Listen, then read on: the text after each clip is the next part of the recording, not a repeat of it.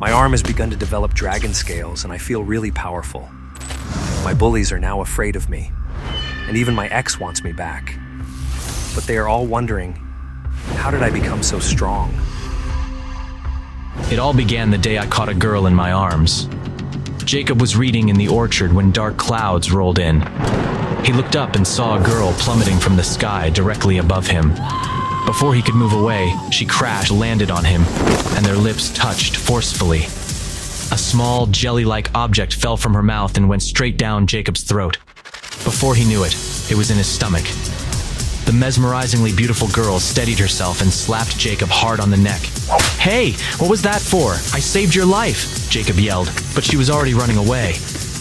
Jacob slowly got up and felt his whole body aching from the impact. Great, the first girl I ever kissed punches me right after, he thought, then looked up again at the dark clouds. But where did she come from, and how is she okay after falling from up so high? Jacob felt dizzy. He decided to forget this strange encounter and go lie down in his dorm room for some time. When he woke up, it was already 6 in the evening. There was a box of takeout food on the table. Through the doors, Jacob heard the noise of his roommates playing cards in the dorm room next to his. They were afraid of being loud and waking up Jacob, so they were playing next door. Jacob scratched his head as climbed down from bed to get the food. When he stretched out his hand to open the parcel, he was shocked. His body froze in place. In the dark room, he saw a circle of green skin on his right wrist. Jacob drew the curtains so that he could see his arm better. A green fish scale-like tattoo covered his right arm from wrist to shoulder. What the hell? Jacob felt like he was hallucinating. He rubbed his eyes and the green skin was still there. He then tried to smear this green matter off of his body, but it didn't work. Jacob felt a chill down his spine. He quickly undressed and stood in front of the full-length mirror. He wanted to see if there was anything like this on other parts of his body, but there was nothing. After about half an hour, his roommates came back and asked Jacob if he was feeling any better. Yeah, totally. Just another totally normal, healthy day, Jacob lied. The truth was that Jacob was himself puzzled. A girl that fell from the sky and into his lap out of nowhere, the foreboding of a storm, the green, scaly skin on his arm. He touched his wrist once again and made sure it was hidden from his roommates. He didn't want to freak them out till he found out the truth about the strange events of the day. Jacob left the dorm frantically. He waved down a taxi and was on his way to the hospital. It's probably a discoloration from some bad quality bed sheets, the doctor said. According to the reports, there's no cell mutation in your body. Jacob sighed at the news. All right, doc, if you say so. Clutching his reports, Jacob left the hospital and returned to his dorm room. He began scrubbing his arm with soap. He noticed that the color did seem to lighten a bit. He heaved a sigh of relief. After an afternoon of such terrifying events, he could finally get some rest. Man, I can't believe I was so paranoid. Clearly it's just dirty sheets. I'm pretty gross. Jacob laughed to himself. Someone banged the dorm room with loud thuds, calling out Jacob's name frantically. Jacob! Sam, who was sleeping on the bed below Jacob's, threw a pillow at the door in anger. What the hell? It was one of their classmates on the door. He replied, "There's a cute girl looking all over campus for Jacob." Sam winced in confusion. Cute girl? The classmate kept on banging at the door. The whole campus is in an uproar over the fuss she's making. Jacob remembered something. As he raised his arm, the trace of the winding green marks came into sight. It did not fade away, and in fact, seemed bigger than before. Shit, Jacob whispered. He went to get the door. All right, I'm coming. Sam rose from his bed and joined him. Even though he was usually foul-mouthed and liked to bug Jacob a lot, Sam was also the one who cared about Jacob the most. The trio walked through campus. They saw posters with Jacob's picture and the word "Wanted" in bold pinned up on the bulletin boards. Holy hell. What did you do to that girl, my guy? Sam asked Jacob. How am I supposed to know? I don't even know who she is, Jacob responded. Under the curious gaze of at least 100 students, Jacob awkwardly walked towards the door of the cafeteria and stopped dead in his tracks. It was the girl from yesterday, the one who fell out of nowhere. She was wearing a white shirt and a pair of washed-out jeans. It was a very common outfit, yet it looked outstanding on her. Strands of her hair were drifting in the wind. However, underneath the fluttering hair, there was an angry face. Sam whispered into Jacob's ear, "Wow, she's cute!" Seeing that Jacob finally showed up, the girl pursed her lips. He walked up and asked under the many piercing glances, "You're looking for me?" The girl slapped Jacob across the face. "Ow! What the hell?" Jacob shouted. "You took something from me yesterday," she replied. Jacob asked in confusion. "What thing?" "It was a bead, a blue bead," she replied. "I didn't see it. You must have dropped it somewhere in the orchard." Jacob huffed. The audience was a little disappointed by their conversation. They wanted more blood and drama. The girl explained, "The bead is soft and bouncy. I'll give you 2 more minutes. Think harder." Jacob felt the crowd's eyes on them and felt uncomfortable. He asked, "Can we talk somewhere private?" One of the students yelled at Jacob, "Just give her back whatever you took from her. How shameless are you to steal from a girl?" The girl quickly resumed the topic. "That bead is of great importance. I need it back. But I don't know what you're talking about." Before he could finish, the little girl put out her hand and covered his mouth. Jacob caught a whiff of her scent and felt the softness of her palm on his lips. She spoke with certainty. "I can feel it here, right here."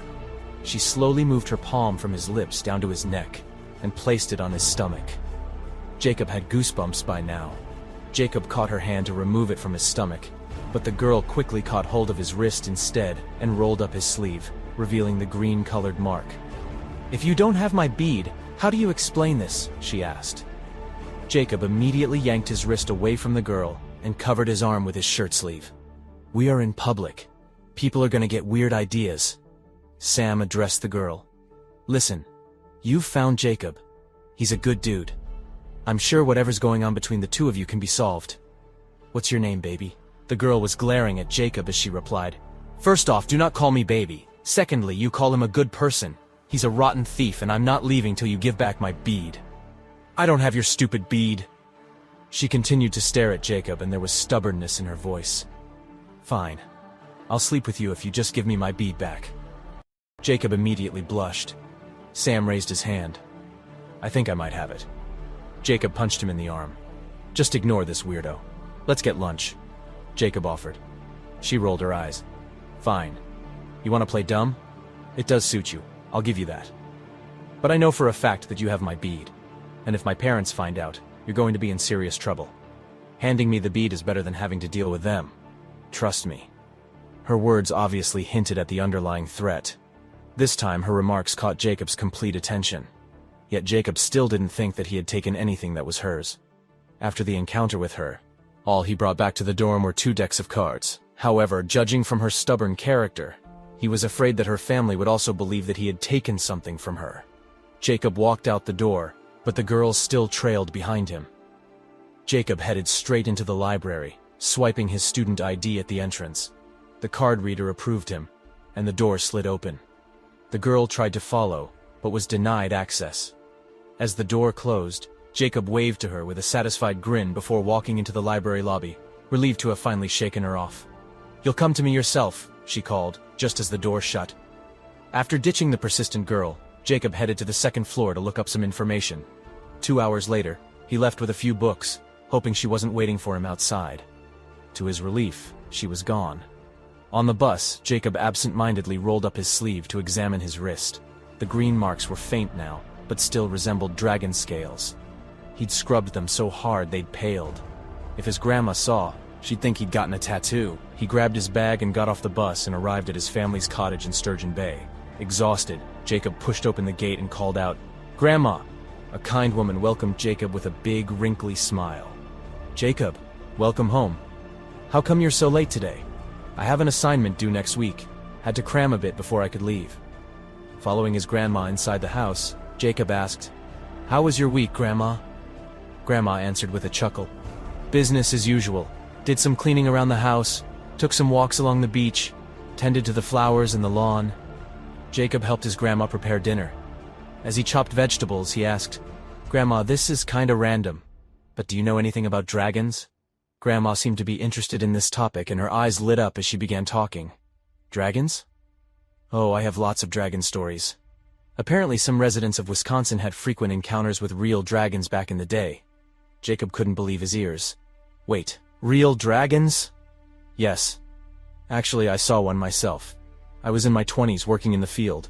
A storm had come upon us out of nowhere. My good friend and I were trying to find a place to shelter ourselves.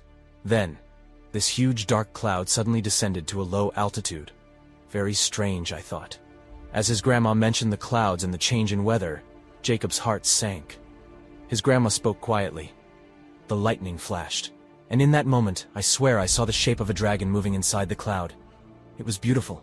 Jacob wondered if dragons really do exist, and if so, was his green mark somehow connected? Snapping out of her reminiscence, Grandma asked Jacob, "Why the sudden interest in dragons?" "What?" "Oh, just curious." Retracting his surprised expression, Jacob lowered his head and continued to chop vegetables. Grandma continued, "According to legend, there's a dragon palace somewhere nearby. Obviously, most people think of that as just a myth. Why doesn't anyone see them now?" Jacob asked. "Who knows? Could be due to the change of environment. With the deterioration of the environment, many creatures have gone extinct or migrated elsewhere. Why would dragons be an exception?" Grandma's response had left Jacob speechless. Alone in his room, Jacob felt wide awake. He opened the window and gazed up at the starry sky.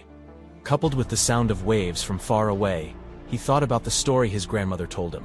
Lifting his wrist, the green-colored imprint was still evident on his arm. The more he looked at it, the more he felt that the pattern resembled dragon scales. "I'm probably overthinking this. There's no way I'm turning into a dragon." He closed the window, turned off the light, and proceeded to sleep. The next morning, he took the bus back to the city. The salty sea wind was blowing through Jacob's hair as he smiled to himself. Such a peaceful day after all the chaos. Once at his dorm, Jacob realized he wasn't feeling as tired as he usually does after visiting home. He had walked with a heavy backpack, spent all day helping out his grandma, and took a long bus ride. Why wasn't he tired after doing so much? In fact, he was feeling energetic. It was great to feel this way, but strange too. Jacob was lost in his thoughts, and his one hand was clutching the large table in their dorm. He decided to test his strength and managed to lift up the table a few centimeters from the ground with only one hand. He was shocked. He immediately turned to Sam and asked, "Sam, didn't you say you wanted an arm wrestling rematch?" Sam was opening up a pack of chips in excitement. He turned around to face Jacob immediately. "You actually want to arm wrestle with me?" "Sure, let's give it a go." Jacob sat up properly in his chair and leaned forward on the table, taking an arm wrestling stance. Sam put the packet down and sat in the chair opposite to Jacob. "How about this? I'll use half my strength to go easy on you." Jacob didn't have a lot of upper body strength. That was why he always lost to Sam in arm wrestling. The duo bent their right elbows on the table and firmly gripped each other's hands. A couple of students passing by saw this and waved at the others. Seeing this, students from the neighboring dorm rooms gathered around them. Sam rolled up his sleeves in confidence. "Prepare to get floored, buddy." Jacob was about to roll up his own sleeves, but he remembered the green mark on his arm and thought against it. But he needed to test his strength. Sam and Jacob's roommate took up the role of the judge and announcer and shouted out loud, "3, 2, 1, go!" Sam shouted as he gathered all his strength. Immediately, Sam's arm fell with a thud on the table. Everyone was shocked to see this. Sam was exasperated at what had just happened. He tried to save face. "That doesn't count. I wasn't ready yet. You cheated." Jacob was shocked too, but tried to keep a steady expression on his face. Only he knew what was going on in his head, and he didn't want everyone to see what he felt. Sam demanded, "One more time." He gripped Jacob's hand as he wasn't willing to admit defeat. Their roommate counted down. 3, 2, 1, go. The second match seemed tougher for Sam as he had to gradually put his full strength to compete with Jacob. In the past, not only was arm wrestling with his best friend effortless, he almost instantaneously won against him. Tables had turned this time, but Sam tried his hardest. His face turned red as blue veins popped out of his arm and forehead. He slowly took the lead in the match. This time, Jacob's arm banged on the table, ending the match in Sam's favor. The students in the room jumped up and cheered as Sam rubbed his sore arm. "Your upper body strength has improved, buddy."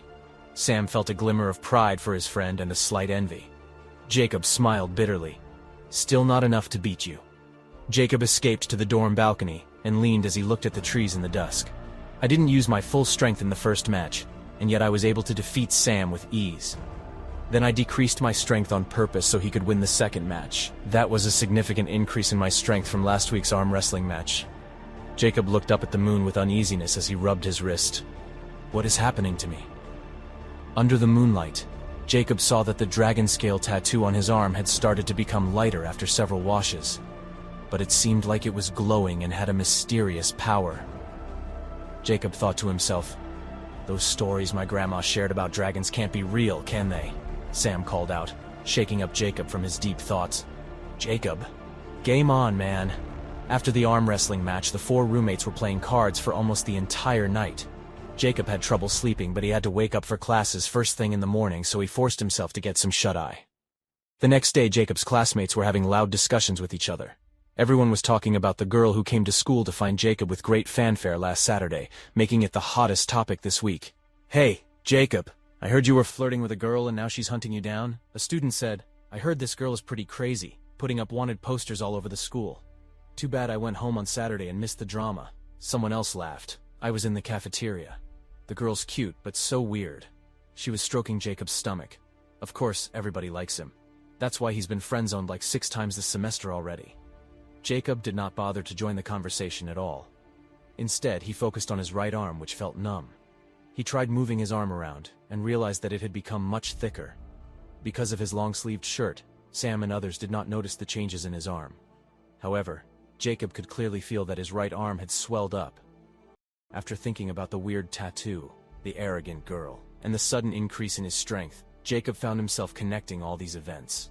He stood up quickly, hesitated for a moment, and then rushed out of the classroom. The bell had just gone off a minute before Jacob arrived, and when he reached, a wave of boys and girls wearing the uniform and house badges started walking out of the gate. He saw a black Mercedes parked at the main entrance of the college and 2 middle-aged men wearing black suits and white gloves standing next to the car. Unexpectedly, the 2 men rushed towards Jacob. "Finally, you're done with classes. Our boss has been waiting for you, Jacob. Get in the car." Jacob looked at the 2 men in confusion. "Who are you?" The 2 men opened the door to the Mercedes. "We work for Sophie's father. We're here to collect you. He wants to meet." Jacob never expected things would be handled like this. He had thought that the mysterious girl Sophie and her parents would go directly to the college administrative office and make a complaint, not send 2 goons to grab him. Jacob stepped into the car. God, I hope this isn't an invite to my own funeral. The doors closed and the black sedan drove out of campus. On the way, Jacob restrained himself from asking the men sitting on either side of him any questions. A skyscraper, about 70 stories high, came into view. Jacob had noticed the building when it came into sight, and he noticed the sign on top, MTX Group. Listed on the stock market in the United States, MTX was one of the biggest business groups in the States, and undoubtedly a large business empire. The 2 men stopped the car and opened the door for Jacob. Glancing up at the skyscraper, Jacob felt a bit dizzy. After he got out of the car, he was ushered into the building by the 2 men who had driven him here. The receptionist, as beautiful as a movie star, glanced at the 3 of them and smiled. She didn't ask them to register and open the security pathway for them. Jacob was suddenly struck with a wave of nervousness. "What's gonna happen to me?" "Shut the hell up, kid," a suit answered. The men led Jacob into an elevator before pressing the button for the 75th floor. Who the hell is Sophie's dad? He wondered. The elevator dinged as the trio reached the top floor. The gates of the elevator slid open and Jacob was greeted with bright red rugs, a gleaming lobby with golden decor, and magnificent chandeliers that hung on the roof above him. "This place is as luxurious as a 5-star hotel," he whispered. The men ushered him to an office room with a sign that read, "President's Office." Knocking on the door, one of them raised his voice and said, "Boss, we've brought the boy." A dignified but fatigued voice came from the room. "Bring him in." The man opened the door and ushered Jacob into the room. A big, magnificent office with an area of at least 200 square meters came into Jacob's view, and he couldn't help but let out an exclamation of awe. Apart from Jacob's escorts, there were 4 men in the room. One of the men, who had a square face and a crew cut, locked his intense eyes on Jacob. He asked the man who had ushered in Jacob, "Is it on him?" The man answered carefully, "It is. I can feel it." The man, who seemed to be the president, looked sternly at Jacob. "Sophie told me everything. I wouldn't cause you any trouble if you just hand the bead over now." Jacob spoke, grinding his teeth. "I told her everything. I don't have it." Without further ado, the square-faced man spat out 2 words, "Search him." 4 men jumped out and quickly grabbed Jacob's arms and shoulders, while the men who brought Jacob here began to frisk him in a very professional manner. Jacob knew he had fallen into their trap, but he was sure they could do nothing to him when they found nothing on him. Just as he predicted, the man found nothing when he finished the first round of searching. When he began the second round, his professional frisking became rough and intrusive. Suddenly, the man raised his head in panic. "Master?" The square-faced man was enraged within seconds. How many times do I have to tell you? It's not master, it's boss. Yes, master, I mean boss. The man pointed at Jacob. Sophie's item. It's in his stomach. The square-faced man froze while the others' faces also changed expressions. After thinking for a few minutes, the square-faced man said, "Summon the elders." All the men in the room walked out. Only one was left standing beside the square-faced man. The man told the escort standing beside him, "Pick up Sophie from her school." "Yes, boss." The man followed the order and was out of the room promptly. The square-faced man gazed at Jacob and asked, "My name is Draken. What's yours?" Jacob." The man continued, "Jacob, you seem to be a good man. Unfortunately, you might have to stay here a little longer. Things just got complicated." Jacob's face didn't reveal how he felt as he replied, "Okay." Draken pointed at the seats beside him. "Please, take a seat." Jacob walked over and sat on a leather sofa. Through the glass of the room, he had a complete view of the city and even a glimpse of the sea in the distance. About half an hour later, people began to rush in. They all looked confused and anxious. A little later, accompanied by a man, Sophie walked in. She saw Jacob. She snorted with contempt.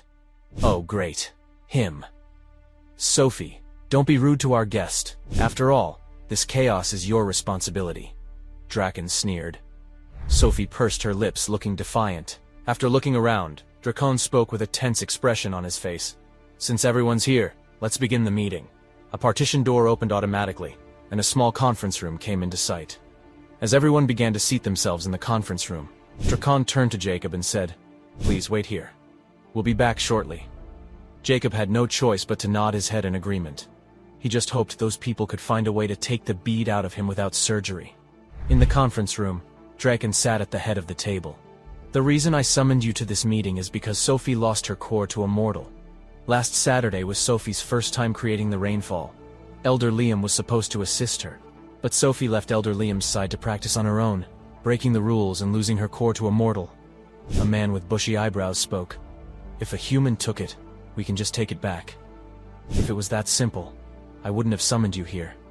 "The mortal has swallowed Sophie's internal core," Draken continued.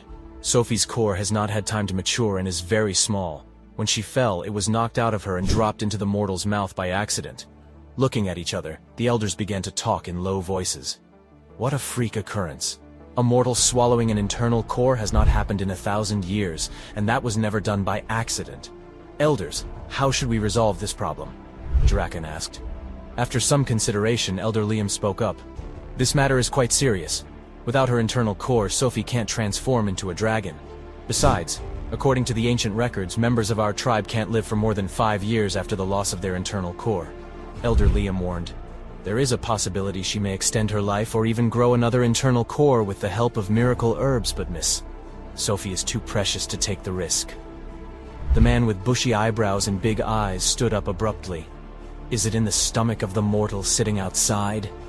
Then simply bring him in here and cut open his stomach. Problem solved." Ignoring Elder Bruce, Draken turned to the other elders. "How about the rest of you? Do you have any saner suggestions?" Meanwhile, another elder stood up. "There's one solution that can solve both purposes. We won't have to kill the mortal, and Miss Sophie has the highest chance of survival." Draken spoke with eagerness in his tone. "Tell us." Elder Liam walked to Draken, made a book appear out of thin air, and placed it in Draken's lap. The book was titled, The Chosen One. All the others in the room were left spellbound. Draken said, "I thought we were never to bring this book out into the mortal world unless the time was right." The elder nodded. "I think the time is here. The last time we saw a mortal come in close proximity to a dragon core, it didn't end well. But it looks like Jacob has been able to absorb the dragon core. That means he might have an affinity for cultivation. If he were to learn, he could then use the core to transfer some dragon essence to Miss Sophie to sustain her at no risk to her." Draken thought for a while, then said, "Let's see how he responds. That will decide his fate. If not, then the boy must die." Draken signaled one of the suits standing at the door to bring Jacob inside the conference room. Jacob's mind was a bit numb, so he was waiting for the elder to speak first. He took a seat opposite Jacob and said kindly, "You may call me Grandpa Liam. Are you feeling lost?" "Yeah, somewhat, I guess," Jacob said. "You will experience many new things in the coming future, Jacob.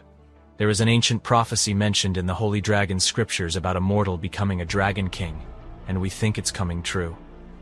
Jacob's face turned pale as he thought about the candy-like object he had swallowed. The elder continued, "We think you are the mortal who will rule the dragon kingdom." "Me? A ruler?" Confusion was evident on Jacob's face now. Elder Liam grabbed the ancient book he had presented Drakon with earlier and placed it in Jacob's hand. "Inside, you will find a set of cultivation techniques. You must start practicing immediately. You need to tap into your dormant powers. You have only 24 hours before the core recognizes you're immortal and bursts inside your stomach." "But how am I supposed to do that in 24 hours?" Jacob murmured. "And what I'm about to tell you next isn't up for discussion. You will need to marry Miss Sophie because the only way you can transfer the core back to her is by sleeping with her. Mr. Draken has already approved of you as his son-in-law, and I don't think you want to find out what can happen if you say no. So I'm going to die if I don't grow stronger within 24 hours, and I will be killed by Mr. Draken if I don't marry Sophie. Is Jacob really the chosen one? Will he agree to becoming Draken's son-in-law? Can he stay alive by realizing his true potential and learning how to cultivate within 24 hours? To find out, listen to My Dragon Princess on Pocket FM app. Download in the next 30 seconds to listen for free.